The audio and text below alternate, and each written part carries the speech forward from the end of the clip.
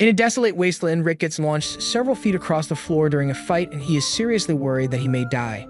Just then, his mentors emerge from the smoke, and rather than administer some first aid, they praise him for improving so much over the past 2 years of training, so he should have no problem with the E-rank adventurer exams now. And the praise is nice, but he still needs medical attention. Normally, the adventurers in this world are all young people due to all the strain that it would put on a person's body, but there are still some adults who never give up on their dreams, and that's why Rick is still trying to take the entrance exam. He walks up to the reception desk and asks for his exam ticket to be issued. But while the receptionist is confirming his details, she happens to recognize Rick and excitedly reminds him that used to know each other. Rick doesn't recognize her at first, but he soon recalls that he last saw her 2 years ago. They used to be co-workers, and she was really shocked when Rick resigned from his position out of nowhere, but even more so when she heard that he quit his job to become an adventurer. Rick is a little embarrassed since people in their 30s like him usually wouldn't apply to become adventurers. Normally, you'd start at G-rank in your teens and work your way up to E within a year or two. The receptionist asks what Rick has been up to these past 2 years since she hadn't heard from him at all. So Rick explains that he was pretty much cooped up in the mountains the entire time so that he could train with his mentors. Just then, the guild's usual drunkard walks up to the front desk and starts trying to flirt with the receptionist. But when she tries to decline because she is still obviously working, the guy doesn't take no for an answer, so he starts getting a little rough with the receptionist. And that's when Rick decides to step in, so he pulls the guy aside and lightly tabs his stomach with enough force to knock him out instantly. The receptionist apologizes for the inconvenience the drunk guy caused him, but Rick says it's fine since he used to work as a receptionist as well, and he still doesn't understand why the guild thinks it is a good idea to serve alcohol in here. After Rick receives his exam number, he heads outside where a maid named Renette greets him. She asks if Rick is done with his registration, and Rick confirms as much, thanking her for waiting for him. And while he says this, he is intently staring at Renette's huge jiggly puffs. She calls him out on this, so Rick tries to change the subject and talk about how excited he is for the exam. Back inside, the other adventurers are in shock at the handprint that was left on the drunk guy's armor, and that armor was made of dense steel, so whoever did this must be seriously strong. Just then, 2 guys walk in and recognize the drunk guy from a mugshot they saw a while back. His name is Domold, and he is an A-rank adventurer who's wanted for 30 counts of assault. The receptionist knows that Rick is the one who did this, but if he was really able to take out an A-rank adventurer, then he may be overqualified. In the meantime, Rick is getting a physical exam done, and its height is measured to be about 5'8", but the physician are surprised Rick is taking this test when he's already 32 years old. After that, all the examinees are led to the next room where they are instructed to place their hands on the crystal ball to measure their mana. It will glow depending on the level of mana a person possesses, so the others touch it, they get varying results with the highest being a C, but when it's Rick's turn, the orb barely lights up at all, so the examiner gives Rick an F on his mana exam. The other candidates begin mocking Rick for having such a low mana score as he leaves, but once the examiner calls for the next candidate to step up, the orb spontaneously shatters. The next test is one to measure the candidate's offensive abilities, so they are instructed to strike the green rod as hard as they can. It is a special slime bag that can absorb a lot of impacts, so they don't need to worry about damaging it. Rick remembers training with a slime bag once, and at the time, one of his mentors told him that he had to be able to destroy a golden slime bag with nothing but his fists. Rick didn't think that was possible since a golden slime bag is as hard as a dragon's fang, but his mentor told him that it was the least he had to do if he wanted to become an adventurer, and since his mentor was able to effortlessly destroy one with a single punch, Rick became motivated to train until it broke, even if he had to punch it 50,000 times a day. He hid in that training, but back to the present, the candidates begin lining up in to strike the bag with all their might, and after the first guy has kicked it, the next candidate called up is the second son of the Dermute family, and it is rumored that his magic is as strong as a C-rank adventurer's despite only being 11 years old. As the boy begins, he casts a Hell Flame spell, and everyone is surprised, including Rick. Although he's surprised because the spell is so tiny, the fireball is launched and hits the target, and the judges are actually impressed by the kid's output, so Rick is even more shocked since the fireballs his magic teacher would throw at him were far more deadly than what that kid just used. Naturally, Rick assumes the kid's fireball must have been just as powerful as his teacher's fireball, but maybe the kid shrunk it down so that it wouldn't destroy the building. As the attack power exam goes on, it eventually gets to Rick's turn, but as he is walking up to the slime bag, the examiner calls his attention and asks if he is really over 30 years old. Rick answers yes, so the examiner tells him that he is too old to be doing stuff like this. Training usually doesn't yield much of a result unless it is started very early on in life, and with how bad his mana exam score was, he should just quit before he makes a fool of himself. Rick knows people are judging him for being too old, and he really feels like giving up, but he has worked too hard to get to this point, punching slime bags until his knuckles were red with blood, and he still kept punching. All that pain has to count for something, so even if he is at a disadvantage for being old, he's going to give this everything he's got. Rick winds up his punch, and as he makes contact with the bag, it splatters everywhere and goes flying through the wall, leaving everyone shocked, including Rick's, since he wasn't expecting the bag to be so weak. The kid can't believe what he just witnessed, and he is frustrated by Rick's success, since this was supposed to be his stage to shine on, but he can accept losing to Rick for now since his specialty is really defensive magic, so he will make sure to outperform Rick on the next test. However, by the time they start the next test, the kid is left speechless as Rick has just tanked a 4th nature spell with ease. The examiner compliments Rick on being skilled enough to block his attacks, and Rick appreciates it, since he is doing his best. The instructor doesn't think Rick is actually giving it his all since he has just been using a first nature spell to defend himself so far, so he advises Rick to use a higher tier of defensive magic from now on. However, Rick informs him that he doesn't actually know how to use any other spells aside from first order ones, so he really is doing the best he can. The examiner can't believe Rick is actually only capable of using first order spells since he has such precise control over his mana, but Rick assures him that there won't be any problems since, from what he has seen so far, his first order spells should be more than enough to handle anything the examiner can throw at him. The examiner takes that as a personal insult, so he prepares to use a 5th order spell to show Rick that he shouldn't take someone like him lightly. As he casts the spell and unleashes a shock cyclone, a massive shockwave echoes through the kingdom, so far that even a knight on the other side of town could hear it. A few minutes later, Sylvester arrives at the exam center to figure out what's going on over here. He is informed that an F-rank adventurer managed to completely destroy a slime bag with his bare hands and perfectly block a 5th nature spell while only using basic defense magic. Sylvester thinks she must be playing a prank on him or something, but she is dead serious about everything she just told him. Right now, Rick is busy taking the written part of this exam, and he looks like he's confident in his knowledge for this one. After the test is over, Rick takes a break with Reinette, and she asks him how the written test went. Rick confidently answers that he is sure he will get 100% on the written test. After all, he spent 14 years working as a receptionist for the guild, so there's no way he could fail. However, he's still not sure his overall scores will be good enough to pass the exam. Reinette asks if Rick is worried about his practical exam scores, but he thinks he did pretty well in all the categories. However, he still got an F on his mana exam, so he's not sure how that will affect his chances of passing.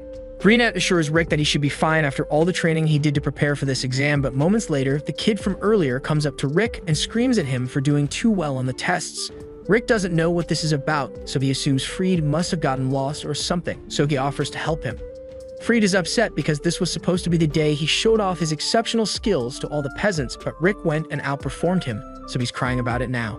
Rick tries to tell Freed that he didn't intend to steal his spotlight, but Freed's sister has already arrived, and after seeing her little brother crying, she immediately starts yelling at Rick. Rick asks if she is related to Freed by any chance, so she introduces herself as Angelica Diremute, and Freed wastes no time in telling her that this 40-year-old man ruined his day. Rick is offended and says he is only 30, but Angelica and Freed keep calling him a 40-year-old man. Eventually, Angelica throws her glove at Rick to challenge him to a duel, and Rick doesn't realize that it's a challenge, so he picks up the glove because he doesn't want it to get stained. Unfortunately, as per noble customs, picking up that glove is a declaration of intent to throw hands, so Angelica happily sets a venue for them to begin the fight. She says she is going to take great pleasure in punishing Rick for the crime of making her brother cry, but if they are going to do this, then they have to play by the rules. Duels in the Filheim Kingdom allows the winner to set a penalty for the loser if they win, so she sets a penalty stating that the loser will have to serve the winner for the rest of their life. Angelica is apparently a second-class royal knight, but Rick doesn't know how strong a second-class knight is supposed to be, so Reinette gives him some context and explains that a second-class knight would be around B rank. Rick starts freaking out because he knows B-rank adventurers are able to take out huge monsters on their own, but Reinette doesn't think it's a big deal and asks Rick to hold back so he doesn't end up killing her. Rick can't imagine holding back against someone at B-rank while he is still F-rank since he still has no context for how strong he truly is, so Reinette tells him to just have faith in all the training he has done for the last 2 years. All of a sudden, all the traumatic training montages he had to go through come flooding into his mind, so he ends up throwing up. Rick curses Reinette for making him relive such torture. But she reminds him that if he was able to survive all that, then he shouldn't have a problem handling Angelica. After all, he's a member of the strongest party on the continent, so he should have a little more faith in himself. Rick realizes that she's right, so he gets up to face Angelica with no fear. He is still not sure how well his current level of strength will hold up against a second-class knight, but there's no use worrying about it now. Angelica is confident that she is much stronger than Rick, so she promises to hold back against him so that he doesn't die, and then begins charging up her attack. She then uses Blink Step to dash past Rick, just to show him how fast she is. Her speed has earned her the title of Lightspeed Angelica, and Rick is definitely surprised, but not for the reason she thinks. Angelica says she will now finish him off with her next attack, so she uses Blink Step again. But as she's approaching Rick, he can't believe what he's seeing because Angelica is moving so slow. The power scales must have been high on copium if they thought she was worthy of the Lightspeed title, because she is moving slower than his normal running speed. Rick easily dodges her strike, and Angelica can't believe it since it should be impossible for an F-rank adventurer to keep up with her speed. In fact, only first-class knights have ever managed to react to her speed, so she rationalizes it by saying Rick just got lucky, but she won't let it happen again. She uses Blink Step once more, but in Rick's eyes, she is still moving really slow, so he wonders how she could have possibly made it to B rank like this. He is starting to realize that he may actually be pretty strong, but just as he is getting ready to dodge Angelica's attack, she trips on a rock and briefly unlocks the vertical B-blade attack. Rick can't predict any of the strikes, so he is having trouble dodging, and by the time Angelica finally stops herself, he no longer thinks he can call himself strong because he was completely unprepared for that attack. However, neither was Angelica because she didn't plan any of that. She tries to play it cool and tells Rick she's impressed that he managed to dodge her last attack because she totally meant to do that, but that just means she will have to go even faster to overwhelm him. She uses her special technique, which allows her to move 3 times faster than normal, but even though she is 3 times faster, she is still pretty slow to Rick. However, he chooses not to attack carelessly since he doesn't know what kind of tricks she might have up her sleeve, so he dodges instead, and Angelica is left flabbergasted that Rick can still keep up with her. She can only use that technique 2 more times before she runs out of energy, so she gives it everything she has and goes for one last desperate attack. However, she trips once more, so Rick tries to intercept her with a punch and ends up blowing a hole in the ground. Angelica realizes that she would have died from a punch like that if it had connected, so she is terrified of Rick and questions who he really is. Rick just says he is a former receptionist turned adventurer. He is eager to continue his fight with Angelica, so he climbs out of the hole to face her again, but Angelica immediately surrenders so she doesn't end up getting killed. Rick doesn't understand why she is giving up, but her surrendering makes him the winner, and as per the penalty Angelica set, she now has to serve him for the rest of her life.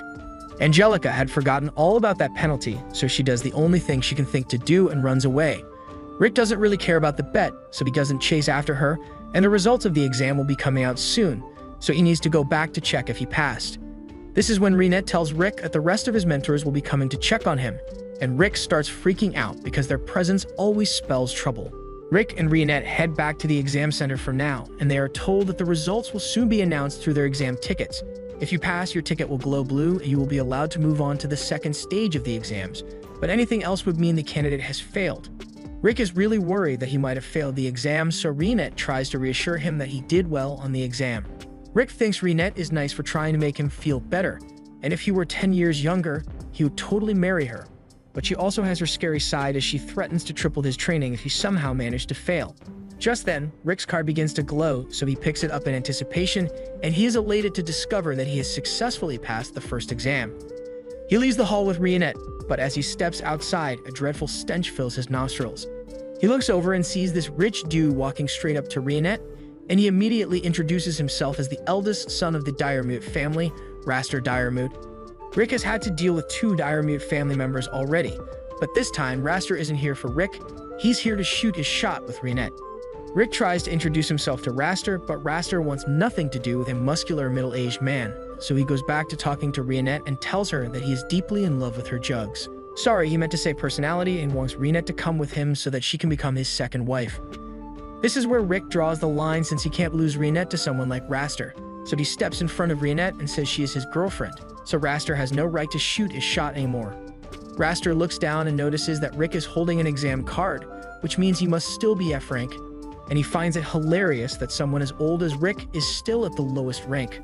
Rick tries to defend himself by saying Raster is a little too old to be taking the exam as well since he looks like he's at least 25, but Raster just laughs and tells Rick that he isn't here as an examinee. He already passed this test back when he was 14, so he's actually an A-rank adventurer, and he is here as an instructor for the second part of the exam. Believing he has asserted dominance over Rick, Raster turns back to Reinette and asks her if she would like to join him for dinner, but Reinette shuts him down and says the only man she'll go with is Rick, especially with the ungodly amount of perfume Raster sprayed on himself. Raster is enraged and can't accept that he won't be getting Reinette to go with him, so he swears that if he ends up in charge of Rick's exam, that he will make sure Rick suffers as much as possible. And that definitely going to make Reinette love him instead totally. After Raster walks off, Rick prays that he doesn't have to deal with him during the exam, but then he notices that Reinette is still clinging on to him, so he jumps back in embarrassment. He apologizes to Reinette for calling her his girlfriend all of a sudden, but Reinette says he doesn't need to be sorry about it since he did it to get rid of Raster, and it made her really happy. Meanwhile, Raster's stewing in rage because he couldn't get Reinette to be his second wife, and he lost her to a middle-aged man at that. Just then, his two siblings come running up to him and Fried says an old man was messing with him during the exam, while Angelica complains that the same old man beat her in a duel and wanted to make her his servant, even though she is the one who made the bet to begin with. The way they say it makes it sound like they didn't do anything wrong, so Raster is outraged that someone would dare to humiliate his family like this, but when he learns that the one who did this is Rick, he gets a wicked grin on his face because he now has an excuse to get payback.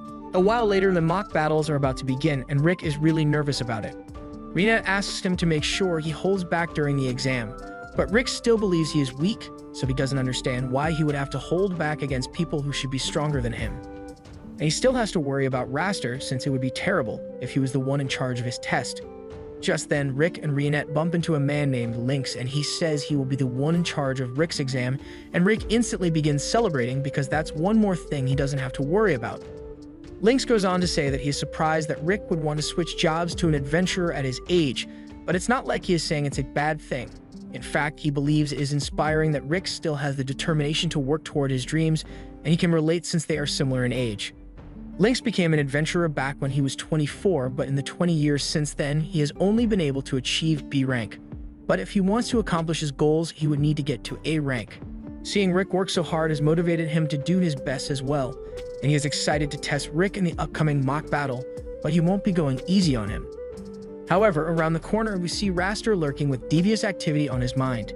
As Rick and Lynx part ways, Lynx walks down the dark stairwell, and out of nowhere, Raster shows up behind him with a proposal which doubles as a threat. At the same time, Rick and Reinette are waiting in the locker room, and Rick seems to be in a much better mood than he was earlier, and it's all because he got Lynx as his instructor. However, a moment later, someone comes in to announce that Lynx has mysteriously fallen ill, so he won't be able to act as an instructor anymore. In his place, Raster has been assigned to take over Rick's exam, and Rick starts freaking out. Reinette mentions that Raster must have pulled some illegal strings to get this to happen. And since he is related to Angelica and Fried, he may be holding a grudge against Rick. The other examinees in the room begin talking about how terrible it is to have Raster as your instructor for the exam, and while he may be a dignified member of the Diarmuid family, he is also known for how much he enjoys beating up F-rank adventurers.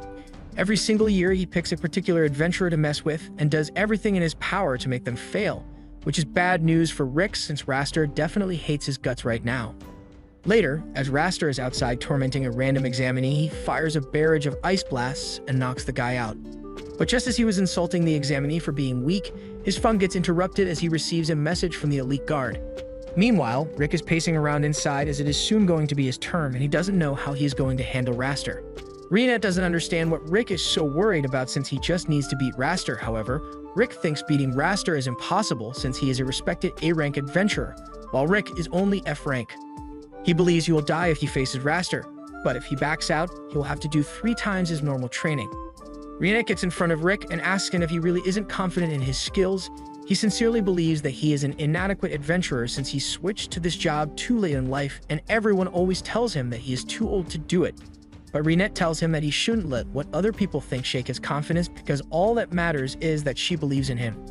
Even if Rick can't believe in himself, she wants him to trust her judgment when she says he can win. Rick thanks her for her kind words and says he is feeling much more confident now. Just then, a cloaked boy approaches Rick and offers him a free fortune-telling.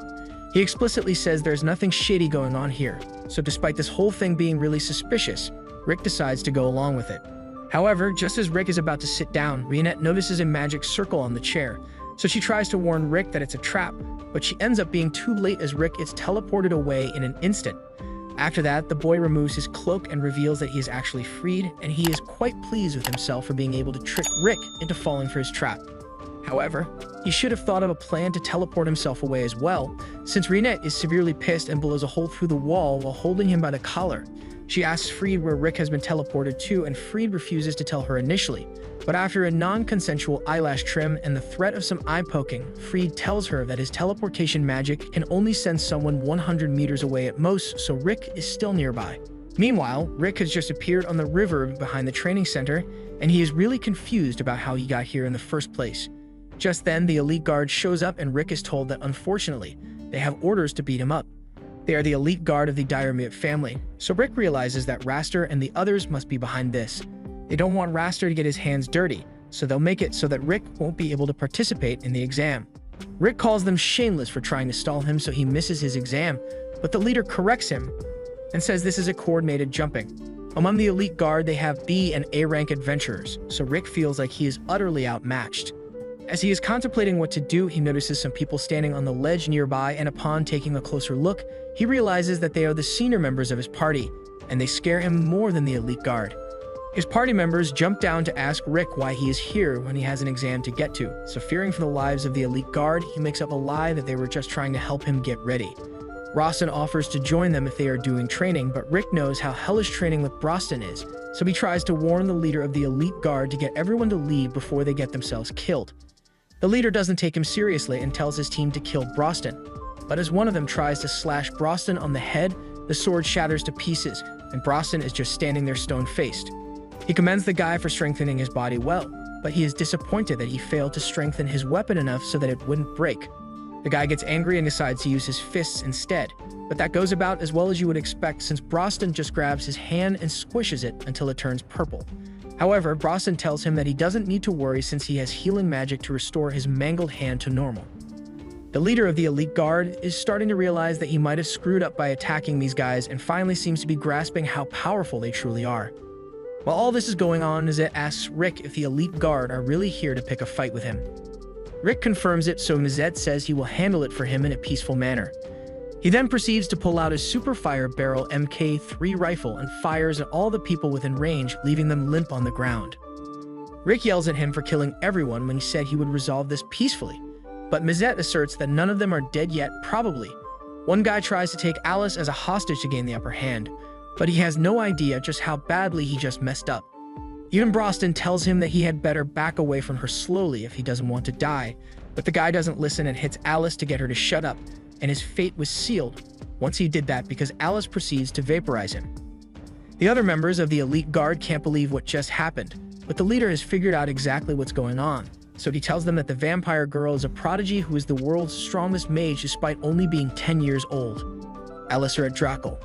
Mizet is a dwarf who is so skilled that he can make technology no one has ever seen before, and Brostin is an orc with incredible strength and wisdom. They are all S-rank adventurers, meaning they possess strength beyond common sense, and on top of that, they are part of a party which consists entirely of S-rank adventurers or Chalcom Fist. The leader never thought he would get to see such powerful people in person. So now that he decides to do the smart thing and retire from the elite guard effective immediately. However, the rest of the guys who didn't quit ended up having to deal with Alice, so Rick just tries to ignore all the screams of pain and focus on his exam. Rick makes it back to Reinette after she has dealt with Freed, and they soon find Lynx, who has been badly beaten. Earlier, Raster cornered Lynx and asked him what his dream was, and when Lynx answered that he wanted to build a school for the kids back in his village, Raster said screw those kids and beat Lynx up for daring to have a dream. Raster did this so that he could get to Rick, and Rick is insanely pissed about it. So while he was scared before, he now has nothing but determination to beat Raster's ass. But before that, this is Adolf, and he's going to tell us about the 4 cores of power in this world. They are strength, dexterity, magic capacity, and magic control. And it just so happens that Adolf was born with a special ability to tell exactly how much power a person possesses by looking at them. To demonstrate, he looks at a random examinee and sees that the guy is a total weakling, so expectedly he gets taken out by Raster immediately. On the other hand, Raster is a powerhouse with most of his stats going into mana capacity, so it hurts a little for Adolf to look at him since scanning strong people strains his eyes. As a result, when he took a look at Rick, he straight up went blind. Meanwhile, in the stands, Rick's former co-worker goes up to Reinette and introduces herself as Elisa Granger and says she had seen Rick with Reinette the day before, so when Reinette tells her that she is part of Rick's party, Elisa is overjoyed to hear that Rick has new friends, and since everyone was getting ready to watch Rick's test, Reinette invites Elisa to join them. She happily agrees and walks over to the seats, but she is shocked by Brosnan being here since he's an orc. Mizette invites Reinette to sit next to him, but she politely declines since Mizette is guaranteed to harass her if she sits anywhere near him. Just then, Mizette notices the girl standing behind Reinette and asks who she is, so Reinette introduces her as Rick's former co-worker and Elisa greets them all. Mizette notices the huge personality Elisa has, so he eagerly offers her the seat next to him, but Reinette isn't going to let Elisa fall victim to Mizette's perverted intentions. Just then, Rick steps out into the arena, so Brosnan asks Reinette how she thinks Rick will do in the exam. She confidently says Rick will pass the exam without incident, but Elisa doesn't think it'll be that easy. She says Raster is an A-rank adventurer, and he is known for using excessive force to beat down the E-rank adventurers, but if Raster is just A-rank, then Brosnan is sure Rick won't have any trouble. As the fight is about to begin, Angelica and a badly injured Freed cheer for Raster to teach Rick a lesson, and Raster intends to. He doesn't know how Rick managed to escape the guys who were meant to beat him up, but they are nowhere near as strong as him. Rick asks Raster why he became an adventurer, and Raster answers that he just did it for the status since so long as he has a high rank, he gets to beat up rookies for fun, he doesn't actually have to put himself in any danger, and he can show his adventurer card anytime someone questions his authority.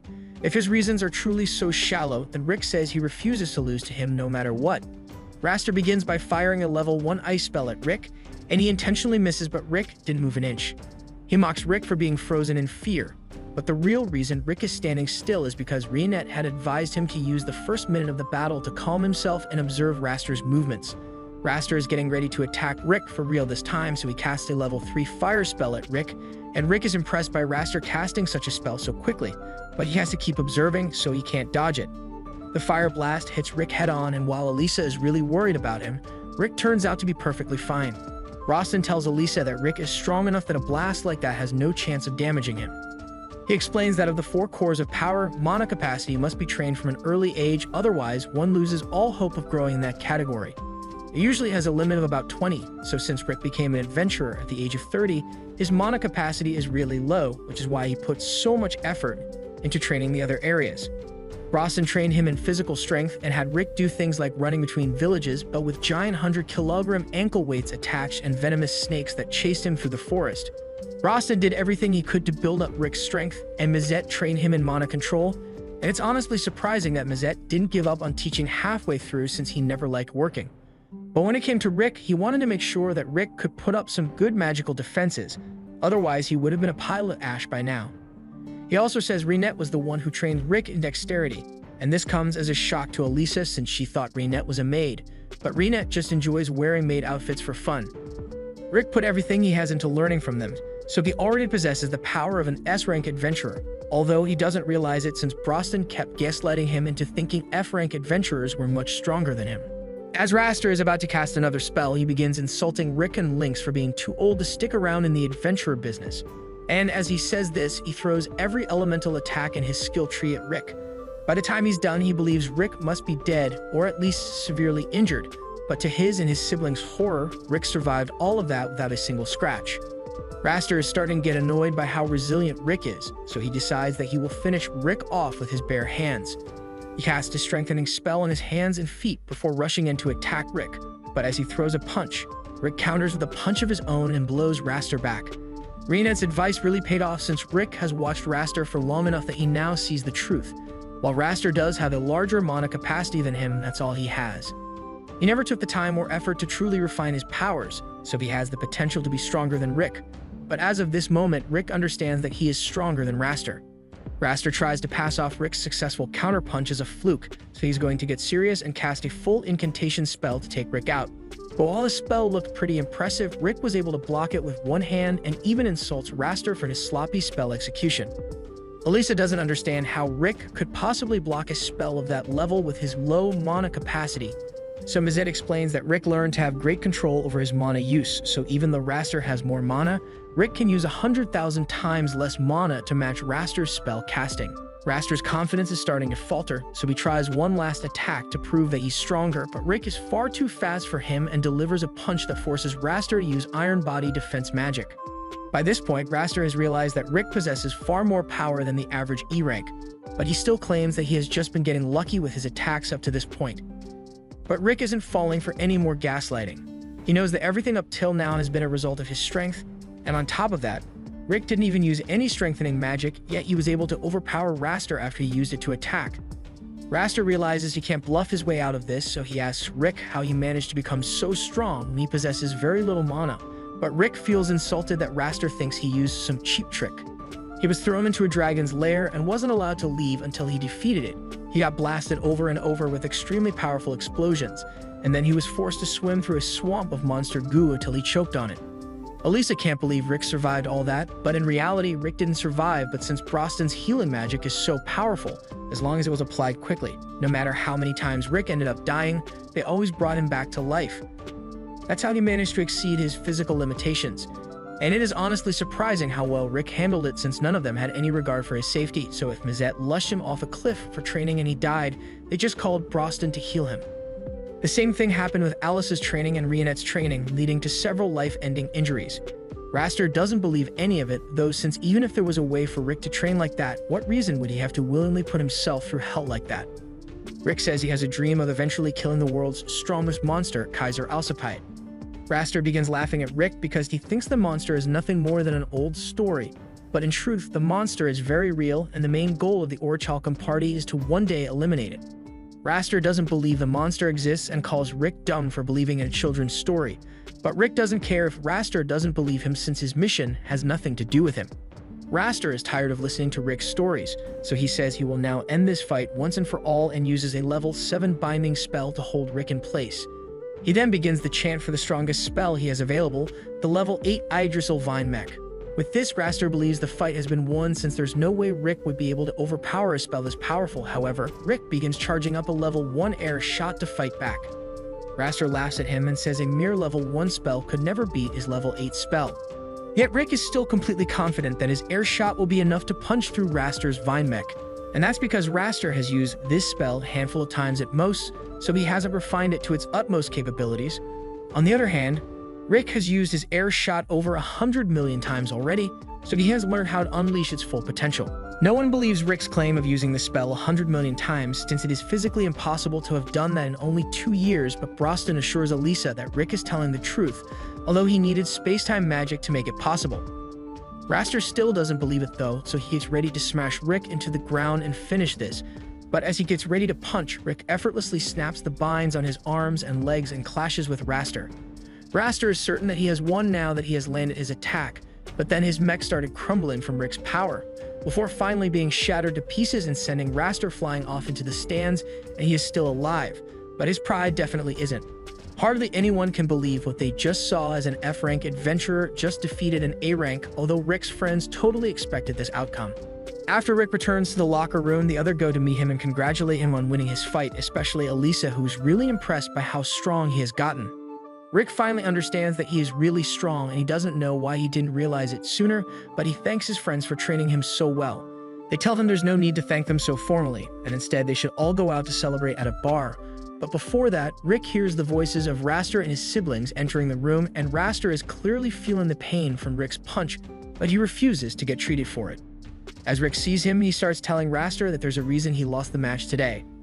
Raster doesn't want to hear any mockery from Rick, but Rick is trying to give him some genuine advice, so he tells Raster that while he was training, he limited the number of techniques he would use in order to master them fully, so if Raster wishes to grow stronger, he should refine a single technique until he tells like he's going to die, but he doesn't have to follow the advice if he doesn't want to.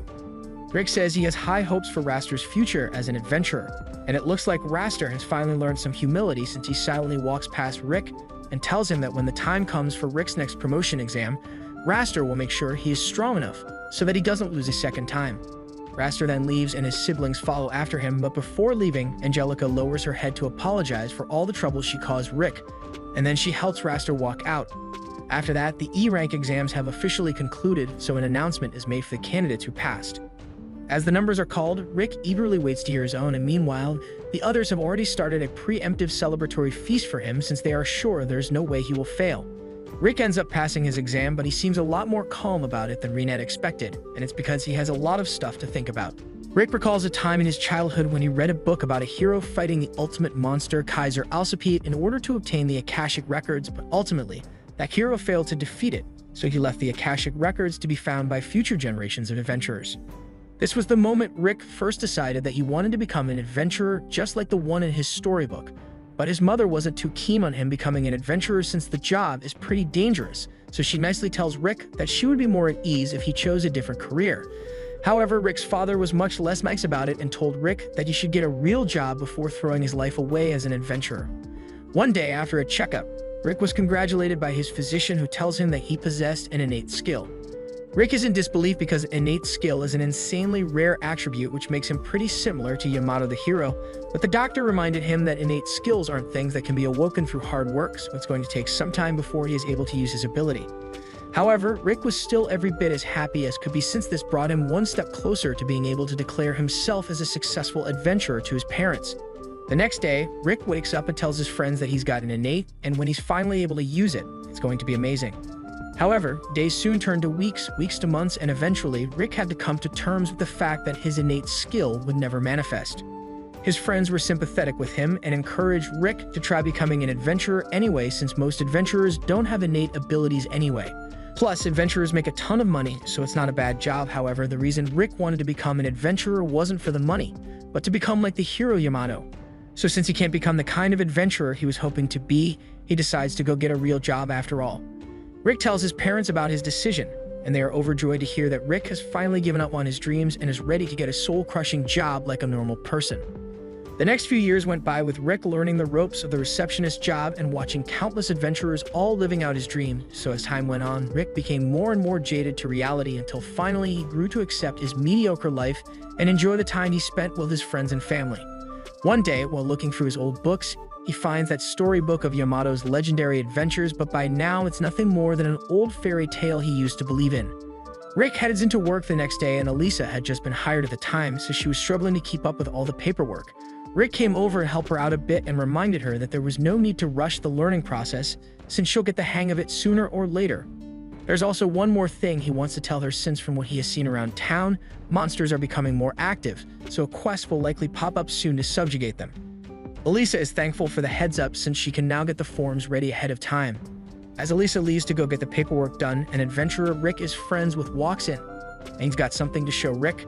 He just got back from his promotion exam, and he is proud to say that he is officially a B-rank adventurer from this day onwards. Rick is happy for his friend, but he would be lying if he said he wasn't jealous seeing someone get to live out his dream of becoming an adventurer. To deal with the jealousy, Rick does what any responsible adult would do and drinks late into the night to make the pain go away. But even with his drunken state, the difference between himself and Zaid are crystal clear. Zaid has been promoted all the way up to B rank and is living Rick's life, while Rick has sat in the same chair for 14 years at this point, and he has nothing to show for it other than a stable income and a few yearly pay raises. It's not like he thinks he wasted his life, but he can't help but wonder how far he could have come if he chose to become an adventurer, after all back then. Just then, Rick hears a commotion in the middle of town, and he goes to check it out and see if he can help. However, what he sees horrifies him since, for whatever reason, there's a mid-rank hand troll in the city. Under normal circumstances, as soon as Rick saw that thing, he would have run away, but he notices a woman walks right into the path of the troll, and he can't just stand by while someone gets hurt, so runs out in front of the woman to try and protect her from the troll, even if he can't really do much to hold it back. As the monster closes in on them, Rick braces himself for a gruesome death, but before that could happen, Rinette walks out in front of Rick and slashes the monster to pieces. She then tells Rick that she appreciates him trying to protect her, but there's no need to be concerned for her safety, since she is the skilled adventurer. After that, Rick and Rinette walk together and introduce themselves to one another, after which Rick says he was really impressed with how strong Rinette was back there, so he asks her if she happens to be a B-rank adventurer. Rinette says she's not B-rank, so Rick assumes she must be A-rank, and he is amazed since it's a rare occasion to meet an A-rank adventurer out in town, but Rinette corrects him once more and says she's not an A-rank either. She then pulls out her S-rank badge to prove her rank to Rick, and the shock Rick feels is immeasurable. S-rank adventurers are so powerful and rare that this is his first time meeting one. In fact, there are rumors that HQ intentionally takes them out of the local guild registers and oversees their missions directly.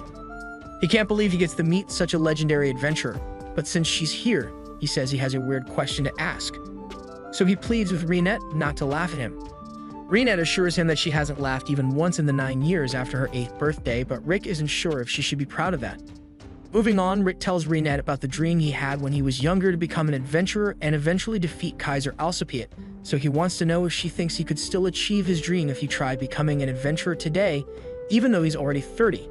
After seeing how Rick acted when he thought she was in danger, she is sure that he possesses the courage necessary to become an adventurer. But Rick must be aware of the importance of mana reserves to adventurers. Rick says he is aware that mana reserves are hard to develop unless it is done during your youth, but difficult is an understatement, as Rinette believes it is practically impossible to build your mana reserves once you grow older. Considering the importance of mana reserves to adventuring, Rinette has to be honest with him and says she doesn't think Rick could make it as an adventurer if he started as he is now. Rick was already expecting an answer like that, but it still hurts to hear. At the very least, he finds closure in the fact that it was an S-rank adventurer who broke the news to him. So there's nothing left to do but give up on his dreams and settle into his ordinary life. Rinette apologizes if she made Rick feel bad, but he says it's fine since he appreciates her honesty. Plus, it's not every day he gets to meet a lady as pretty as her, so he even invites her to grab a meal with him sometime. Although he was only joking, Rinette immediately agrees to his dinner invitation and offers to meet him tomorrow for their date. The next day, Rick is in a really good mood, so he wants to work even harder than usual today. Even when Zeta comes in and brags about his new B-rank status, Rick doesn't show even a hint of jealousy and wishes him luck on his next quest. By the end of the day, Rick is happily skipping down the road to meet up with Rinette, and he is slightly hoping that they could start dating if things end up going well on their date. But then he hears people screaming that monsters are attacking, so unfortunately, his date plans are ruined. Since Rinette was supposed to meet him nearby, Rick assumes she must already be fighting the monsters, so he rushes to check on her. Although she seems to be doing alright on her own. There are a lot of monsters approaching, so Rinette asks Rick to stand back while she handles this, and he lets her do her things. Moments later, the battlefield is covered with hundreds of monster chunks, and Rinette looks like she's barely even warmed up, but all of a sudden, she senses something that gives her flashbacks to the death of everyone she loved, and the trauma makes her fall to her knees. A monster happens to show up right as Rinette is having a panic attack, and Rick isn't equipped to defend her. But luckily, Zaid steps in at the last second and saves them both. Rick is thankful, but he also doesn't know why Zaid is here in the first place. Just then, 2 other adventurers show up to help as well, and Zaid tells Rick that the guild put out an emergency quest to subjugate these monsters, so they all rushed over to help. And since they are here now, Rick should hurry up and get his date to safety while they handle the rest of the monsters. While the adventurers are fighting the monsters, Rick realizes that he is still as jealous of them as he has always been. After Rinette regains some of her composure, she warns Rick that it's dangerous for him to be here. Rick tries to reassure her that the B-rank adventurers will be able to handle the rest of the monsters, but Rinette says they won't be strong enough to handle what's coming. She tells Rick that there's a dragon nearby and she won't be able to fight it due to years of unaddressed trauma that causes her to lose control of the magic within her body whenever she senses a dragon. Rick doesn't believe a dragon would appear all the way out here, but in the next moment, something flies overhead, and as Rick looks up, he spots the dragon Rinette was talking about. It makes no sense for a dragon to show up in a human town. According to the guild's recommendations, if an adventurer lower than A rank ends up encountering a dragon, the only thing they can do is stand still and pray that the dragon leaves on its own. And no matter what, no one should attack the dragon first, but the magician gets scared and does exactly what the rules said not to do, leading to the entire B-rank group getting decimated. There's no way any of them can fight the dragon, so Zaid tells everyone to make a run for it, but as they try to escape, they find themselves trapped in a barrier the dragon put up. It looks like the dragon doesn't intend to let any of them here alive, and they stand no chance against it, but Rick begins walking straight up to the dragon. Zaid tells him to stop since there's nothing he can do to the dragon as a receptionist, but the way Rick sees it, if he's going to die anyway, he might as well face death head-on and die as an adventurer would. Rick thought he would feel better if he gave up on his dream of being an adventurer, but he still feels the fire inside pushing him to work towards that goal. He picks up a rock and throws it at the dragon, and it does absolutely nothing, but Rick's bravery motivates the other adventurers to try their best as well, even if they know they'll lose in the end. They all begin throwing every attack they have at the dragon, but it doesn't do much other than provoke the dragon into using its fire breath. Zaid realizes this is probably going to be bad, so he uses his iron body skill to protect everyone, and while it allows them to survive, they still suffer a considerable amount of damage from it. But from the flaming rubble, Rick gets up and walks straight over to the dragon, claiming that he will make his dream come true no matter what it takes.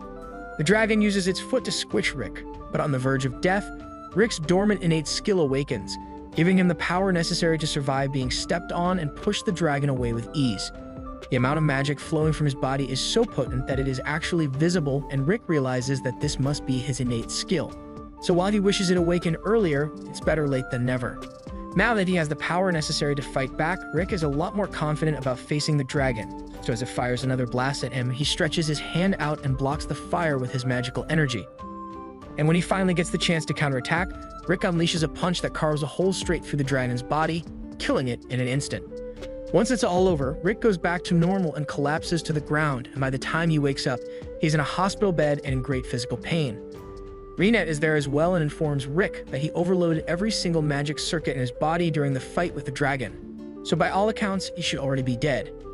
He's been unconscious for about a week, and the entire time Reinette has been waiting by his bedside because she wants to personally invite Rick to join the party she's a part of Orichalcum Fist.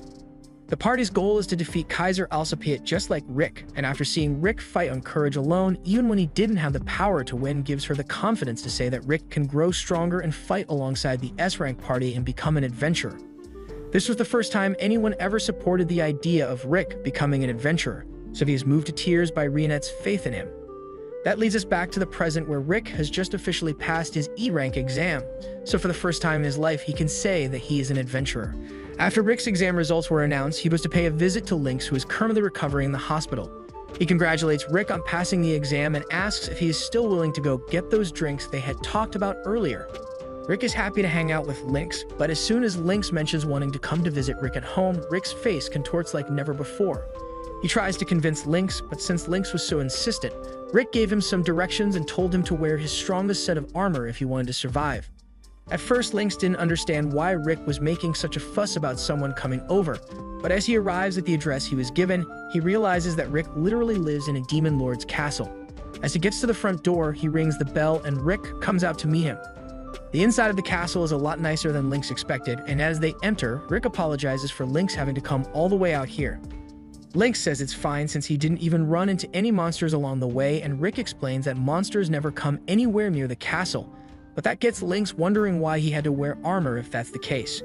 Rick says it's for Lynx's protection, but not necessarily from monsters. They enter the mansion and Reinette is there to greet Lynx, and Lynx returns the greeting while thanking her for her help earlier. Just then, Alice comes walking down the stairs and she's so excited to see Rick that she fires a massive lightning spell straight at Lynx. Now Lynx would be guaranteed to die if that lightning bolt actually hit him, but luckily Rick was there to swat him away, so the only damage done is a hole in the wall. Rick then scolds Alice for using magic in the castle, after he specifically told her not to, but Alice complains that Rick hasn't played with her for a while now, so she was getting bored. Since Alice doesn't seem to feel sorry for her actions at all, Reinette steps in and says that as punishment for her reckless use of magic, the repair costs for that wall are going to be taken out of Alice's food budget. This finally gets Alice to apologize for what she did, and she promises to never use magic inside again. But Rick knows Alice is definitely going to do it again as soon as she gets bored, so he tells Lynx to go ahead while he plays with her. Lynx is told to make himself at home, but this place is so big that he doesn't have any idea where to even start with it. He looks out the window and notices Mazette casually working on his military-grade weapons, so he goes over to say hi. Rick had informed Mazette about Lynx coming over, so Mazette welcomes him. Lynx asks what he's working on, so Mazette explains that building things like these is an old hobby of his, and he named this bad boy Patricia. He offers to let Lynx test it out, so he shows him how to hold it and Lynx aims for the target. But as he pulls the trigger, he is shocked by the level of power Mazette managed to pack into this thing, and Mazette is just doing it for fun. After that, Lynx continues to explore the castle until he comes across Broston's room, and he is quite shocked to see an orc in there, so he leans in to get a better look. However, Broston spots him and invites Lynx to come in if he wants to, so Lynx accepts the invitation and enters Broston's room. He is amazed to see the number of books Broston has in his collection, so Broston explains that he enjoys being surrounded by books and collects them often. Although recently, he has been more focused on training Rick, so he hasn't been able to read all the new books in his collection. Hearing this, Lynx asks if Broston was the one who oversaw the majority of Rick's training, and after Broston confirms it, he asks if Lynx is interested in training as well. Lynx excitedly answers that he would love to receive a lesson from Broston, and since he has a motivated look in his eyes, Broston agrees to teach him. After Rick is done playing with Alice, he goes looking for Lynx so they can grab some drinks together. However, to his horror, he is informed by Mizette that he saw Lynx heading into the forest with Broston, and Rick knows exactly what training with Broston is like, so he is insanely worried about Lynx's safety.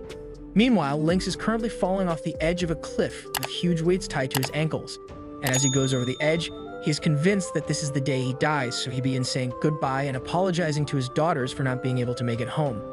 But as he was plummeting to the ground, he thankfully lands on top of the belly of the boar Reinette was going to use to make dinner for everyone.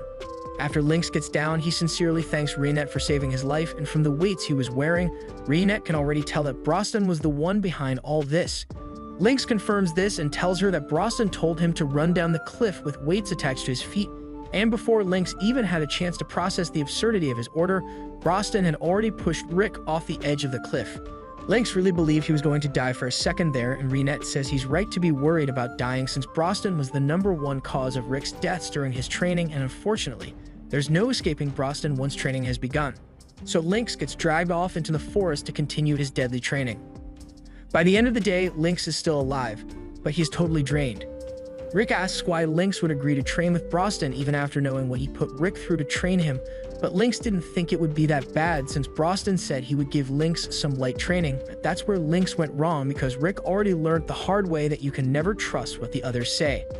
Never trust Broston to go easy on you, never trust Alice to behave herself, and never trust Mizette to take his job seriously. The others don't think it's that big of a deal since they've always been this way, and Broston can always just bring Lynx back to life even if he dies, so he doesn't see a problem here. If anything, they say Rick is to blame for any trauma Lynx goes through since he is the one who invited him here in the first place.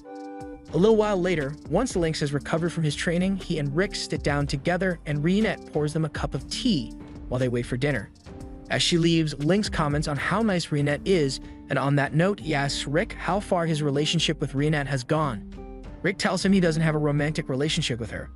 He's a boring man in his 30s and Reinette is 16, so he doesn't think it would work out between them. But from the way he sees Rick look at her, he can tell that Rick really likes Reinette, and age is just a number anyway, so there should be nothing stopping Rick from asking her out. In fact, Lynx is 20 years older than his wife, but the age gap never posed a problem in his marriage. Rick just needs to wait for the right moment to make his feelings known, and everything should work out for him and Reinette eventually. Later that night, Reinette is done making dinner for everyone, so they all gather in the dining room to eat. Lynx compliments Reinette on her stellar cooking skills, and everyone else seems to be enjoying the food as well, so they all ask Reinette to get their refills. Reinette is happy to oblige, so she gets up to go and get all the things everyone requested. And as she is leaving, Lynx leans over and tells Rick that this is the perfect chance to get some alone time with Reinette and further his relationship with her. So Rick decides to get up to help her. Once Rick is gone, Lynx wants to make some conversation with the others, so he asks them about Rick's inborn skill. Broston tells Lynx that Rick's skill is one that is activated by fulfilling certain conditions, so he isn't able to activate it at will. It would have been better if his skill was one that was always active or voluntarily activated, but even without it, Rick's power level is already S-rank level. But if his skill, Reckless Soul, were to activate, he would be able to surpass all of them easily. After Rick and Reinette return, Broston says he has something he wishes to ask Lynx. Since he works at Central, he wants to know if Lynx has heard anything about the magic stones known as the 6 Jewels. Lynx recognizes those as the ones from the legends of Yamato, and they are necessary for the party to accomplish their goal of defeating Kaiser Alcipiade. Those jewels are used to open the door to the Source Spiral where Kaiser sleeps, and they only activate once every 200 years, but luckily, this is around the time when they should be giving off a lot of magical energy, so they want to know if Lynx has seen or heard anything about it. Lynx had thought the legends of Yamato were just an urban legend, but if Rick and the others are talking about it so seriously, then the story must be true. He can't think of any information that would match the description of the jewels, but he can check the confidential information at the Central Agency to see if he finds anything. Broston says he is grateful for Lynx's help, and after that, Rick asks Lynx if he has any more relationship advice to give, since Rick's plan to help Reinette out didn't go so well since she's just too good at everything. On another day at the Adventurers Guild, we see a girl moping the floors, but she's dissatisfied with her current task since she's an adventurer now, so she should be allowed to go slay monsters or something. Just then, she hears some adventurers at the front desk asking for a quest, so she goes to check it out. Rick and the others are asking to take on a quest with a threat level of 82, but unfortunately, The guild master tells them that they can't take the quest. He is well aware that they are strong enough to handle the quest easily, but the rules say they need a party of 4 with at least 2 adventurers A rank or above. That's easy enough to fix, so they ask the guild master to find some random person to join them so they can meet the quota for the quest, and the girl just so happens to be the closest random person here. So the guild master goes over to Ray, and since she has been saying she wanted to go on some real adventures lately, he offers to let her fill the spot on Orichalcum Fist's scene for the day. Ray doesn't really understand what the big deal is, but since the team consists of an old man and a little girl, she thinks it's normal enough, so she'll just ignore the fact that Broston is a talking orc and act like this is a normal group of adventurers.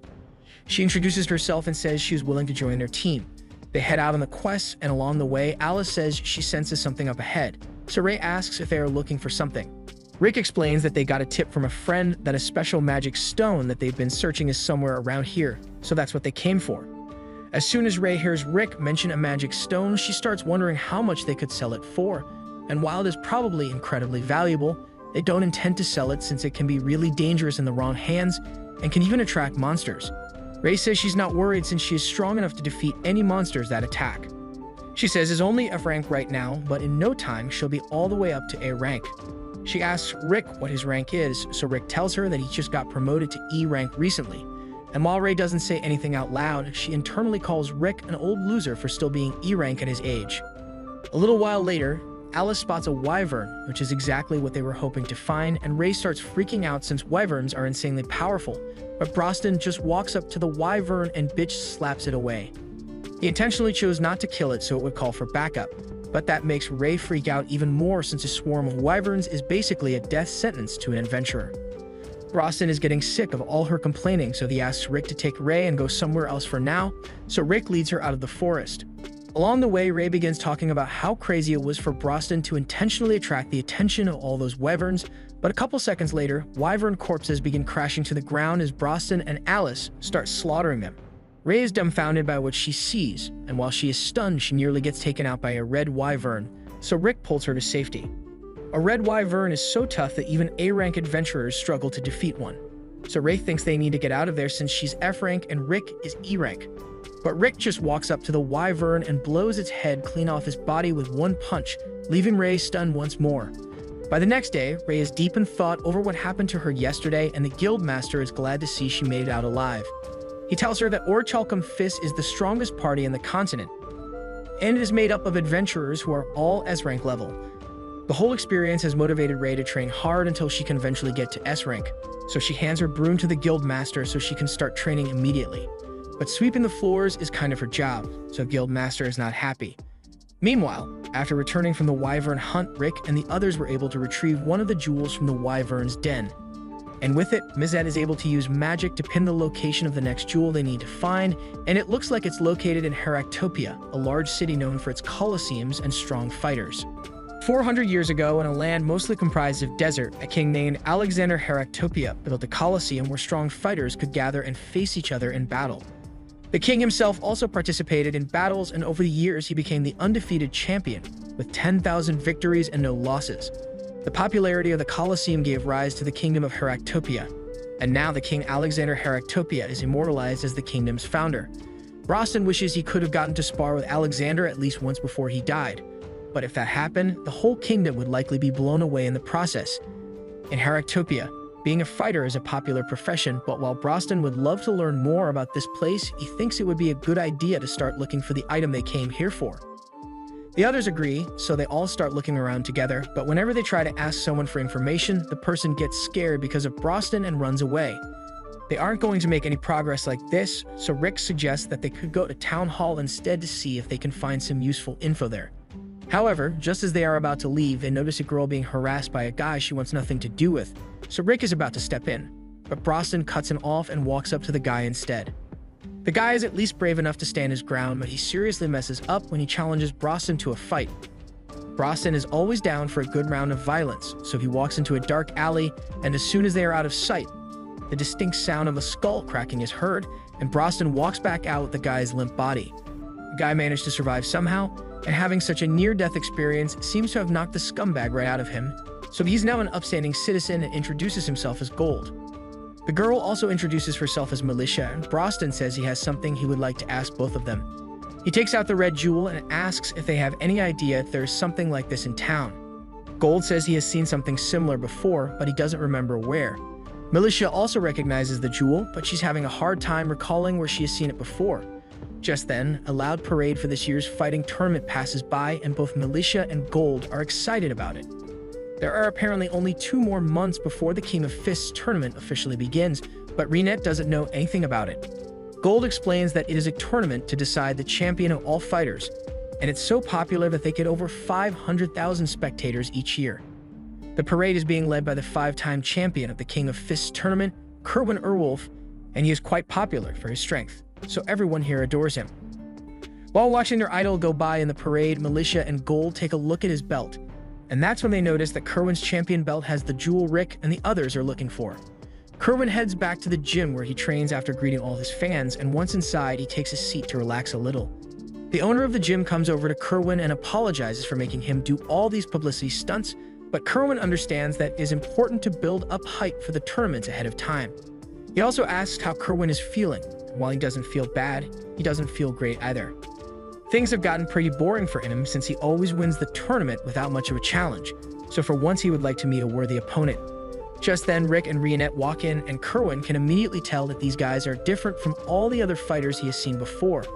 The gym owner tells him it's bad manners for them to come in here uninvited even if they are fans, so Rick apologizes for barging in here unannounced, but he clarifies that they aren't here because they are fans of Kerwin, they are actually adventurers who came here in search of a particular gem. Rick is about to explain the whole story behind the gem, but then Broston comes in and cuts things short. He isn't the kind of guy to waste time with a lot of words, so he tells Kerwin straight up that he wants that belt. The manager now thinks Broston and the others are thieves who came to steal the belt, but Broston clarifies that they didn't come to steal a belt. They are specifically after the jewel in the belt because it belonged to a former member of their party a long time ago, and they need it for something important, but of course, he will have a perfect replacement gem made so they can put that in the belt instead. The owner thinks Broston is lying, so he starts calling for someone from the gym to come over and kick these crazy people out. However, Kerwin tells him there's no need for that. He has a very unique nose so he can smell when someone is lying, and Broston doesn't give off the scent of a liar. But while he may believe that Broston's party is the original owner of the gem, he still can't just hand it over to him, because this belt is the pride of Heractopia. The only way Broston will be getting his hands on this belt is if he becomes the new champion of the tournament, and Broston thinks that's a reasonable condition, so he turns around to leave. Rick begins asking if Broston's seriously going to leave without the jewel, but Broston is fine with it since he just has to win the tournament to get what he wants. They all leave, and the owner starts complaining about how rude those people were, but if Kerwin has let the owner try and kick them out like he wanted to, they would have gotten into a fight that would have killed everyone in this gym. The owner breaks out in a cold sweat over Kerwin's statement. He knew that they didn't look like average people, but he never would have guessed they were that strong. Kerwin states that from how the maid carried herself, he can tell that she has a wide array of lethal skills. Then there's the normal-looking man, but while he seems unremarkable, Kerwin can tell that he has trained his body to an inhuman degree, so he isn't one to be messed with. Finally, there's Broston, and by every indication, he is the most interesting. Meanwhile, outside, Broston explains to Rick and Reinette that he thinks they should all join the tournament as fighters so they can win the belt fair and square. In order to enter the tournament, one must first pass the preliminaries held in the east and west of the kingdom, after which you need to win another match among those who qualified from the preliminaries, and that's when you are finally allowed to participate in the tournament. Broston says you will apply through the eastern gate, while Rick and Reinette can enter through the western gate, so they'll all be in different tournament brackets. Rick and Reinette are fine with the plan, but they ask Broston if he will be really okay getting around town by himself, but there's no need to worry since Broston already got Gold to agree to guide him around town. In order to register for the preliminaries, Rick and Reinette are going to need to pass a test first, which is a lot like the promotion exams at the Adventurers Guild. As Rick enters the arena for his test, he's informed that he will be required to fight a mock battle to gauge his strength. His opponent will be one of the newly recruited fighters from the previous batch. Rick asks if his opponent is going to be strong, so the examiner checks the forms and tells him that the girl he is going to be fighting has won every match up till now, but whether Rick wins or loses, he will still pass the exam as long as he meets certain criteria. All of a sudden, the doors swing wide open and a very familiar voice begins to introduce herself. She confidently declares that because of her speed, people have started calling her the Flash, so whoever is up against her next has better watch out. However, her confidence goes down the drain completely as soon as she recognizes Rick. Angelica asks why Rick is here, but he could easily ask her the same question. He's also a bit worried about meeting Raster here since it would be awkward after what happened last time, but Angelica tells him that her siblings aren't here with her, so Rick doesn't have to worry. With that said, she knows how powerful Rick is, so it's terrible luck that she has to face him in a mock battle. Even if a loss won't really have any consequences, she has an undefeated streak going, so she would like to keep it going. To do this, she decides to go all out from the start against Rick in hopes of overwhelming him with her speed, but as she tries to attack, she falls flat on the ground. She thinks she must have tripped since she is so nervous, so she gets back up and prepares to dash at Rick again. However, the same thing happens, so she realizes that she isn't falling because she is nervous. She is falling because Rick is doing something. Rick looks down at Angelica and asks her what she thinks of the new skill he has been practicing over the last few months. After realizing how strong he had gotten, Rick didn't want to risk hurting the people around him if he ever got into a fight, so he developed the 8 secret arts of going easy, and right now he is using the first art, which is basically constant leg sweeps. This is really effective because leg sweeps demoralize and incapacitate opponents as they fail to get up, and it barely does any damage. Angelica thinks it's insulting, but Rick points out that she hasn't been hurt because of the leg sweeps. Even if Rick is only doing leg sweeps, he is doing them at a speed that Angelica can't keep track of, even with her exceptional speed. It would normally be impossible to pull something like that off, but after the stuff she has seen Rick do, she isn't surprised that he can manage it. She thinks the best course of action would be to keep her distance from Rick, but as she tries to back away, she still gets her legs swept again. She still isn't willing to give up yet, and Rick is impressed by her will to keep going, so he says he will fight her seriously from now on. But as soon as he said that, Angelica gave up because she's mad stupid. Rick is a little disappointed that things ended so abruptly, but his victory means he is now recognized as a fighter and can compete in the preliminaries. However, before he can head over to register for the preliminaries, Angelica comes running up and asks him one more time why he had to come here. She starts crying because it's not fair how Rick pounds her into submission all the time. But with how she phrased it, Rick is worried that Reinette might misunderstand, so suggests they all get something to eat so they can talk things out. They later go to a restaurant, and it just so happens that Melicia's parents own the place, so she's happy to hook Rick and Reinette up with some freebies. Rick tells her he appreciates it, but before she leaves, she asks if Brosnan will be coming here as well because she kinda has a thing for him. Unfortunately, Rick tells her that Brosnan is registering on the eastern side of town, so they won't be seeing him for a while. Melicia is a bit disappointed, so she leaves, and once the three are alone, Angelica asks Rick why he decided to come here. Rick says he is thinking about winning the tournament, and Angelica can't believe he is talking about winning the tournament so casually. Rick then asks her why she came here since he didn't think a knight like her would be willing to give up on her sword and fight with her fist. Angelica says she has her reasons for wanting to be here, and Rick asks if she plans on entering the tournament, to which she answers yes. Since she will be participating, Rick feels motivated to give it his all in the tournament as well, but this surprises her since she thought Rick was planning to compete in next year's tournament. She tells him that in order to qualify for the preliminaries, you need to have won at least 40 matches against other random fighters, and it's a very exhausting process, so most people average about 10 matches per month. With that said, there's only a week left before the preliminaries start, so there's no way Rick will have enough time to fight all those matches without getting exhausted. But Rick tells her that he already requested 10 matches per day for the next 4 days. The next day, Rick heads to the arena to begin his series of matches, and his first opponent is a guy called Grit, but the coordinator warns Rick that Grit is rumored to be cheating by using a weapon, although they never managed to prove it. In the arena, Rick comes face to face with Grit, and the guy looks really shady, but Rick can't see any weapons, so he's sure it'll be fine. As the match is set to begin, Grit pulls out an impact stone he had hidden in his shoe. Impact stones increase the power of a punch dozens of times over, so as Grit punches Rick, a giant dust cloud is kicked up, but by the time things settle down, the only one injured is Grit, who now has 2 new elbows. Grit doesn't understand what went wrong since he was able to shatter boulders easily with the impact stone, but now that he has had his turn, Rick gets ready to attack using his secret art of going easy, so he throws a punch and misses intentionally so that the air force from the punch would knock him out instead, and this way, Grit won't suffer any fatal injuries. Everyone is left in shock at what they just witnessed, but with that, Rick's first match has come to an end, and it looks like the Tournament of Fists is going to be a real sight to behold this year. Rick and Reinette later go to watch one of Angelica's matches, and Angelica lives up to her title of the Flash by swiftly defeating her opponent after kicking him straight into a wall. After the match, Rick and Reinette congratulate her for successfully winning her 40th match, meaning she has officially met the requirements for to qualify for the preliminaries. Seeing her complete her matches motivates Rick even more to do well in all his matches. But Angelica still can't wrap her head around the fact that Rick wants to complete 40 matches in the span of 4 days. Rick still doesn't see what's so difficult about it. So Angelica points out that you are only allowed to register for 1 match per day at any given venue. And while there are more than 10 venues in Heractopia, some of them are really remote, even as far as 100 kilometers from any other venues, so traveling between venues in time for his matches should be practically impossible. However, Rick cuts off Angelica's explanation because he says he has a match over at the Green Hill venue soon. Angelica yells that there's no way he's going to make it there in time because that venue is over 30 kilometers away and even the fastest carriage won't be able to make it there in time. But Rick never said anything about taking a carriage. He's in a hurry here, so it's faster for him to just run. Angelica thinks that's a crazy idea, but as Rick takes his step and disappears into a dust cloud from his speed, she realizes that she doesn't deserve to be called the Flash anymore if Rick is this fast. While she's still coping with the loss of her identity, Reinette asks Angelica if she would like to go watch Rick's match, and sure, she definitely wants to, but even with her speed, there's no way Angelica could keep up with Rick.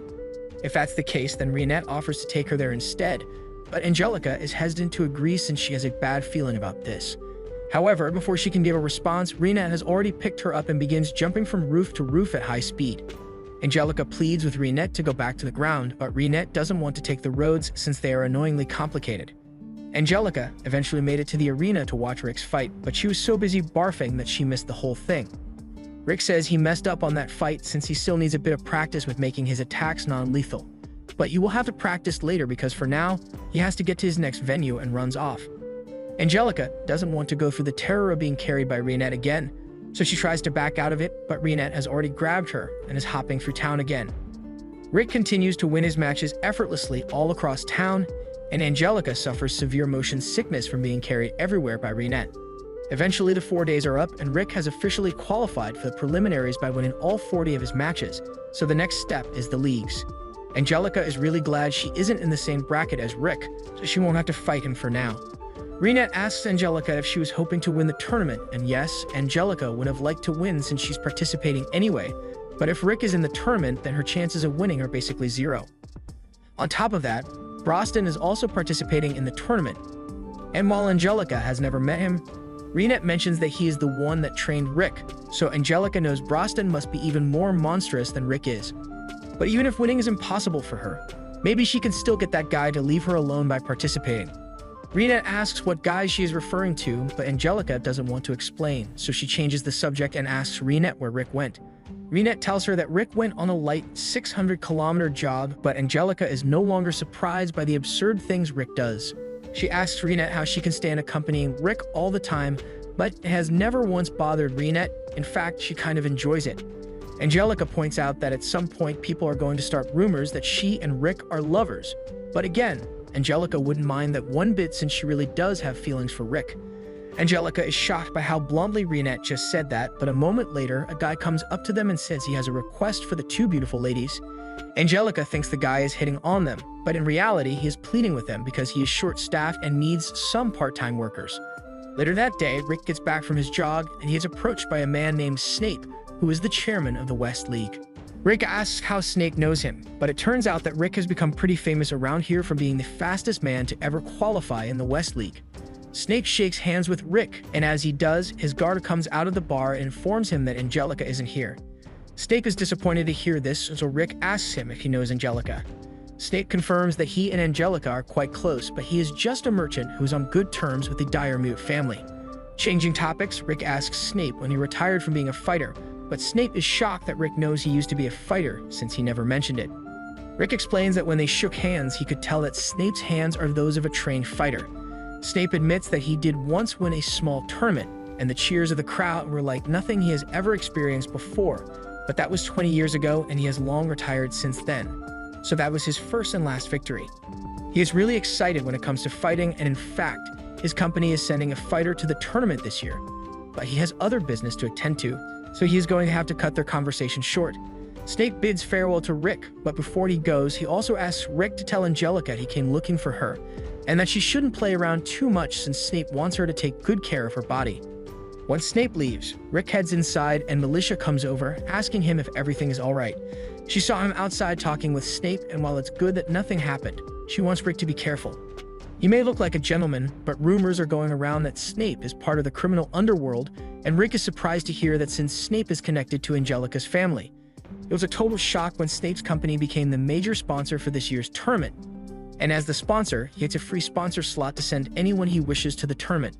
Just then, Rick hears some guys in the bar talking about how pretty the bunny girls outside are, and as soon as they mention that there's a dark elf bunny girl, Rick has a feeling he is going to want to see this. We cut to the front at the West League Stadium where Angelica and Reinette are volunteering as the advertising bunny girls. Angelica is really getting into it, but she's not doing it because she wants to. She just couldn't bring herself to deny the man's request when he was so desperate. But Reinette says the only reason she is doing this is because Angelica agreed to do it too. The job's not too bad, but there are always going to be drunk idiots who don't know when to quit, and this guy seems to really enjoy harassing the bunny girls until they run away. But when he tries to grab Angelica's chest, first off, there's not much to grab, but he also receives a horrible beating from her. While she is still angrily stomping on his head, Rick walks up and he is shocked when he sees Angelica in the bunny outfit. Angelica is embarrassed and tries explaining that she is just doing this to help out a little, but Rick stops paying attention to her as soon as he spots Reinette, and you can literally see the sparks flying, but Angelica is just standing in the middle of it. Meanwhile, Kerwin's coach is reading the newspaper and he sees an article about Broston and how he completed all of his qualification matches in the span of 2 days. Kerwin comments that Rick seems pretty tame compared to the ogre, but he still managed to finish all of his matches in 4 days, so he is really excited for this year's fight.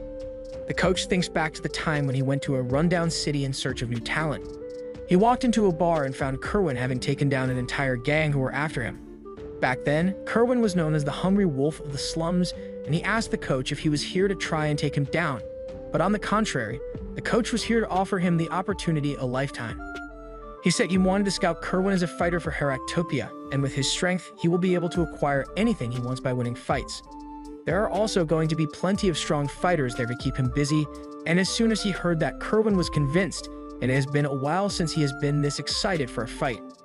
The next day, the leagues are about to begin, and only one person from each block can advance to the tournament, so they are in for several fierce battles. The first fight of Block A is between Angelica and a fighter named Helen, and as the fight begins, Angelica seems to be straining herself a lot more than she usually would, which is out of character for her. She eventually wins her match by kicking Helen into the wall, but she is already starting to get winded. Next up is Rick's match, and his opponent begins charging up his special move, but Rick just chops him across the neck and knocks him out. The rest of the matches pretty much end the same way, with Angelica coming out on top after a struggle and Rick effortlessly annihilating the competition. So far, Angelica has been on a roll with her victories, but if she wants to guarantee that she can make it to the tournament, then she can't afford to lose even a single match. Rick encourages her to do her best, but as he is about to give her some advice about her next fight, she walks off before he can say anything. Angelica's next match begins and she is up against a tank, so while she is still faster than him, her attacks are a lot less effective. She tries to make up for this by incorporating magic into her attack, so she creates a water prison around him and fires a bolt of lightning into it, but the big guy is still standing after it all. He mocks Angelica for not being able to take him down and asks if she is running out of steam already. Angelica tries to dash in with Blink Step, but she has indeed run out of stamina, so the big guy is able to outpace her and Angelica gets knocked out because of it. After Angelica's match is over, she gets treated with healing magic at the infirmary, but as she leaves, Rick is waiting for her outside to see how she is doing. Angelica doesn't want to talk, but Rick points out that she was being too hasty in that fight. It's true that her opponent had amazing defenses, so it was a bad matchup for her from the start, but Angelica could have still won if she switched tactics instead of continuing to use moves that would drain her stamina. Angelica doesn't want to hear it, but Rick keeps following her because he can tell that there's something on her mind and he wants to hear her out if it will help. Angelica eventually caves in and says we'll tell Rick all about her situation. It all started when her parents died, leaving her and her siblings in charge of running the Diremood estate. Of course, at the time, they were all still children, so they quickly fell into financial ruin. However, their scheming grandpa went and made a deal with a man known as Snape in exchange for a significant amount of financial support, and in exchange, he agreed to have Angelica engaged to Snape as a way for Snape to have a connection to the nobility. After that, Angelica and her siblings did everything they could to restore the Diremood family, so they wouldn't have to rely on Snape, but by then it was already too late to call off the engagement. That is a really complicated situation, but Rick still hasn't gotten over the fact that Angelica is engaged. In any case, Angelica tried to investigate Snape to see if she can find enough dirt on him to call off the engagement, but what she found instead was that Snape had become a sponsor for this tournament, And with him being the sponsor, he is allowed to insert a fighter if his choosing into the tournament. Just then, they hear a commotion in the bar nearby, so they go over to check it out, and they find the guy that defeated Angelica arguing with a lizard man. He is telling the lizard man to let go of the waitress that he is holding by the neck, but the lizard man refuses, so Taylor tries to knock him out and save the woman. However, the lizard man is too powerful and eats that punch before knocking Taylor out instead. Jaith then mocks Taylor for thinking he could win when he is so weak, and after that, he goes back to harassing the waitress. But Angelica runs up and yells for him to stop. She knows she stands no chance against Gaith, but she can't just sit back and let him do whatever he wants. Gaith is offended that another weakling would dare to stand in his way, so he's about to punch Angelica in the face, but Rick catches his arm and tells him to calm down. Gaith is about to start a fight here, but Snape suddenly shows up and tells him to quiet down and leave. Gaith does as he is told, and Snape apologizes for all the trouble he has caused. Gaith is Snape's younger brother, and he has serious anger management issues, but there has been no one strong enough to put him in check lately, although he does calm down pretty quickly if Snape tells him to. After Snape leaves, Angelica explains that Snape put a lot of money into the engagement deal, so he became a sponsor of the tournament in order to recoup some of his money. And to do that, he plans to take advantage of the gambling ring surrounding the tournament and use his sponsor slot fighter to guarantee the results of the matches so he can win a lot of money. That's why Angelica entered in the first place, in order to take out Snape's fighter and force him to call off the engagement. But as much as she hates to admit it, she knows there is no way she can defeat Gaith as she is now. Rick thinks about it for a second, and then he asks Angelica if she would like him to train her, but given the kind of training Rick went through, that sounds more like a death threat to her. Angelica ends up agreeing to the training, but before they go through with this, Rick warns her that his training is going to be so tough that it defies all logic.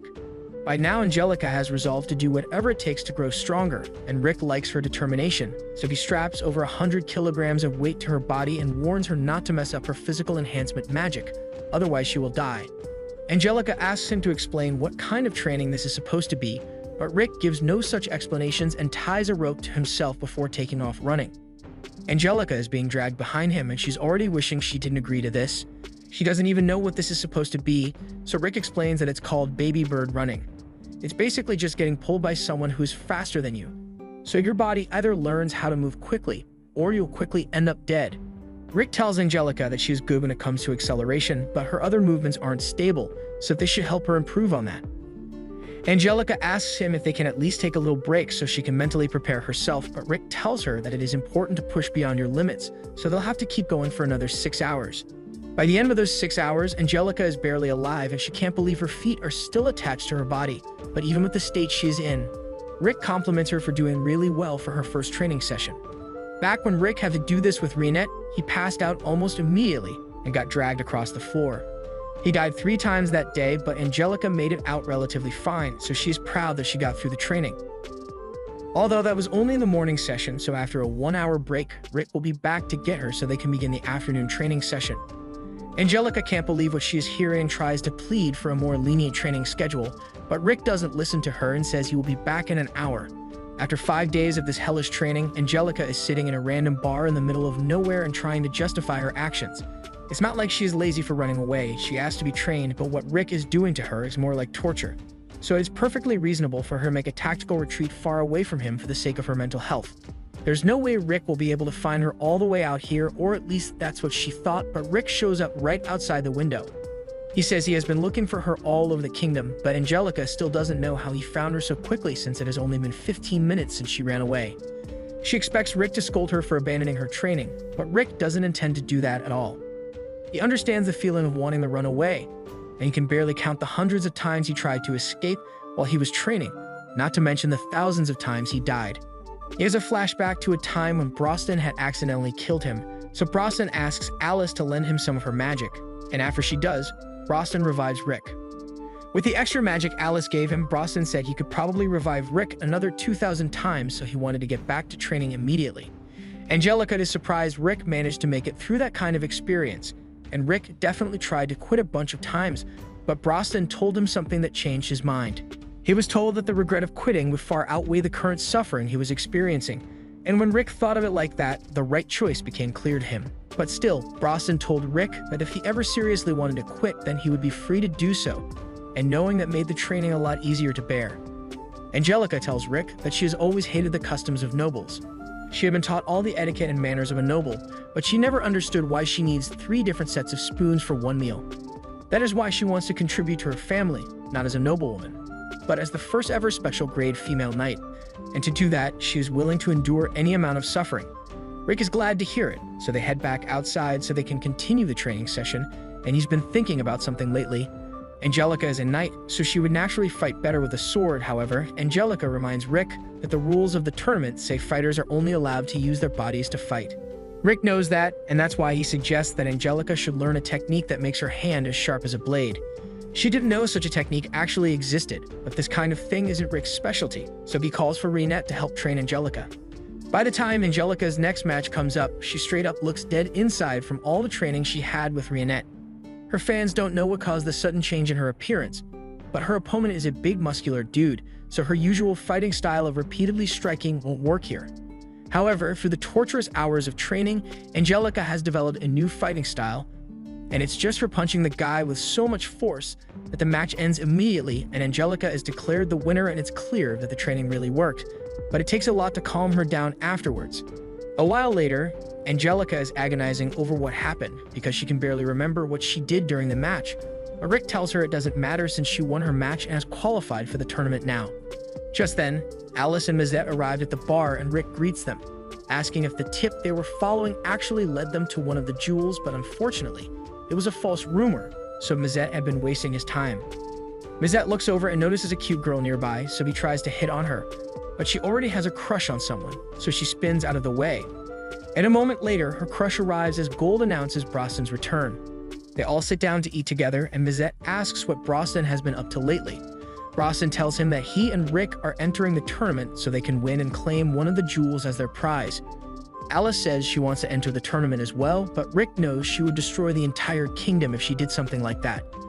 Broston calls over to Angelica since he heard that she is in the tournament as well, and she responds confirming it. She even asked Rick and Reinette to train her, but they nearly killed her so many times.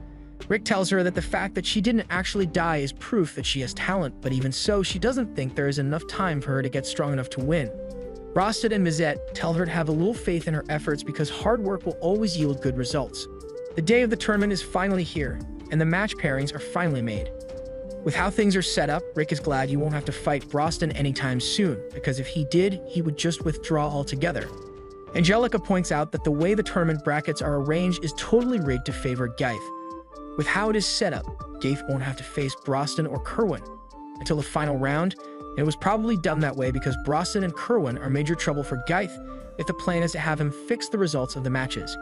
She assumes that Snape wants to impress the crowd with Geith's fights against a bunch of the weaker fighters, and once enough hype has been built up and people begin betting on Geith, Snape will place a bet against Geith and he will lose that round on purpose. To build a good amount of hype, Geith needs to look like he's barely trying so his opponents can't be too strong. That's why she wants to go up against him early on and ruin Geith's plan. Angelica's plan works out with the way the tournament brackets are organized, but Rick wonders what Angelica planned to do if she couldn't face Geith until the finals. To be honest, she hadn't even considered what to do if that happened, but it all worked out anyway, so there's no use thinking about it now. Geith is bored with this whole thing, and while Broston and Rick are heading to the stands, they run into Kerwin and congratulates them on making it to the tournament. Broston says he will be taking that belt from him, and Kerwin can't wait to finally have a good fight again. Back when the coach first recruited him, Kerwin was eager to have a good fight with some strong opponents, and though the coach's gym wasn't as popular at the time, he had some fighters who were able to make it to the semifinals of the tournament at the time. Kerwin excitedly gets in the ring and asks if it's okay for him to kill the Ganon, but the coach reminds him that killing is against the rules of the tournament. Weapons and armor are also forbidden, so the only thing you are allowed to fight with are your fists. Kerwin is okay with that and asked Ganon not to hold it against him if he got hurt. But by the time the fight was over, Kerwin was the one who was badly hurt. The coach wasn't surprised that Kerwin couldn't beat Ganon, but for someone who had never received any formal training, Kerwin was still pretty good. He deduced that with some good training and guidance, Kerwin could become one of the greatest fighters of Heractopia, and he was right as Kerwin began to devote himself to his training and became stronger with each defeat until he eventually stood as the champion of the Tournament of Fists. It has been 6 years since then, but Kerwin still has that same look of excitement on his face. The first round is about to begin, and Geith is facing a dude called Herman. As the match begins, Geith is still bored, but Herman is offended that Geith isn't taking this seriously, So he attempted to knock his jaw off. However, his attack does absolutely no damage to him whatsoever. Geith is getting annoyed, so he attempts to punch Herman, but he misses and strikes the floor instead. The resulting dust cloud is so massive that even Geith can't see a thing, so in his confusion, he accidentally strikes Herman and knocks him out of the ring. Geith is definitely powerful, and he achieved his goal of making people think he is unbeatable. But Rick finds him strange because even though Geith possesses all that power, he still moves like an amateur with no actual training.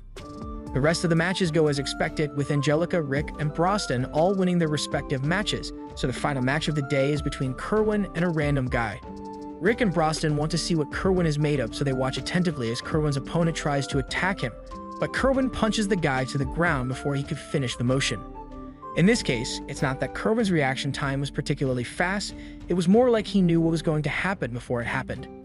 Kerwin has trained his nose to be able to sense the impulses of an opponent before they make their move. It's basically smelling into the future, but shockingly, he gets knocked down a moment later. But the thing is, it didn't look like he failed to react to the punch, he just let it happen. Kerwin lets himself get punched just to add a little bit of drama to the fight, but he gets back up and finishes the fight in one punch. The next day, the semi-finals are being held, and Angelica is set to fight Geith in the next round, so she'll finally get to put her hard work to the test. Snape comes over to Rick to ask if he can sit there, and Rick has no objections, but he asks why Snape isn't using his designated seat as a sponsor. Snape says he just wants to watch this match really up close, since the people involved are his younger brother and his future bride.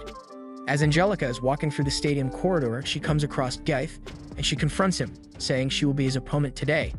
Geith doesn't remember her at first, but he soon recognizes her as the girl Snape is getting married to. Snape asks him not to mess up Angelica's face too badly, so the wedding photos don't need to be edited. Angelica scoffs and says that she will show him the results of all her hard work, but Geith thinks hard work is utterly worthless. He hasn't trained a day in his life, yet he is still so much stronger than Angelica, and nothing she does will ever change the fact that she is a weakling. A little while later, the match begins, and Angelica tries attacking Geith, but his shell is way too hard for her to do damage to it with her kicks. She backs away and decides to put her training to good use. She begins circulating her mana within her body, and as she dashes forward, she manages to make a small cut on Geith's body, so she still has a chance of winning. This was the end of episode 8. Subscribe to not miss the next part.